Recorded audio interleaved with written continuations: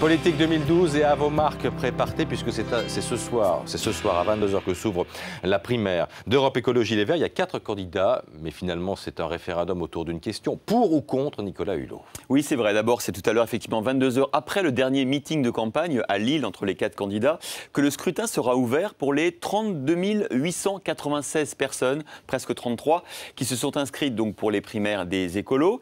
Et c'est vrai que cette primaire se transforme de jour en jour en un référendum pour ou contre Nicolas Hulot. La carrière télévisuelle du candidat, son niveau de vie, ses revenus font débat au sein du parti écolo. Finalement, le débat sur les idées et le programme des candidats, ce n'est pas le sujet principal. Non, ce qui compte, c'est d'être pour ou contre Hulot. Et ça agace Eva Joly, qui n'a pas envie de jouer les potiches. Je ne pense pas que ces primaires doivent être un référendum pour ou contre Nicolas Hulot. C'est beaucoup plus sérieux que cela. Et les militants doivent choisir quelle campagne présidentielle ils veulent, quelle valeur au centre.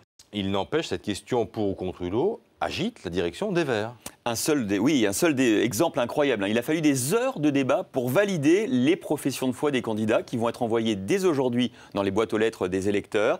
Alors, voici la profession de foi que vous ne recevrez pas, Christophe. Ah, bon. C'est celle de Stéphane Lhomme, l'un des 4 candidats qui vote clairement non au référendum sur Hulot.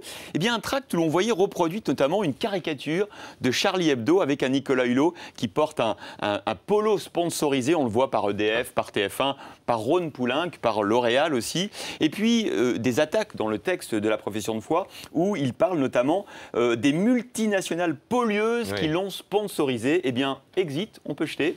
Finalement, ça sera cette version-là qui a fait l'objet de plusieurs heures de débat.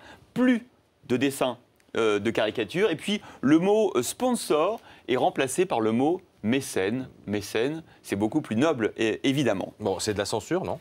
Censure, le mot est un peu fort. Ce qui est vrai, c'est que les candidats s'étaient engagés entre eux à être fair-play pendant la campagne, à ne pas s'agresser. Ils avaient d'ailleurs signé une charte qu'apparemment Stéphane Lhomme n'avait pas vraiment respectée. Bon, mais comment ça se passe, la campagne d'Hulot auprès des militants? Ça marche ou pas? Plutôt bien jusqu'à présent. On a même vu à l'applaudimètre un Nicolas Hulot retourner une salle. C'était le cas à Paris il y a quelques jours. Une salle acquise à Eva Joly qui finalement prend parti pour Nicolas Hulot. Autre acquis pour Nicolas Hulot, le ralliement de José Bové qui peut quand même faire pencher effectivement la balance. Mais Eva Joly tient bon, elle se positionne clairement plus à gauche que lui dans le débat au sein des Verts et elle espère l'emporter plus sur la ligne politique que sur la ligne médiatique. D'autant qu'il y a quand même une grande inconnue de ce scrutin, je vous le disais, les 32 896 électeurs. Alors Europe Écologie connaît bien ces 8 000 adhérents, mais qui sont les 24 000 qui se sont inscrits pour la primaire? Je pense qu'une partie d'entre eux sera devant son écran tout à l'heure à 8 h 30, puisque Jean-Jacques Bourdin recevra Nicolas Hulot, candidat aux primaires. Voilà, devant l'écran de BFM TV ou à la radio, évidemment sur RMC, le showbiz.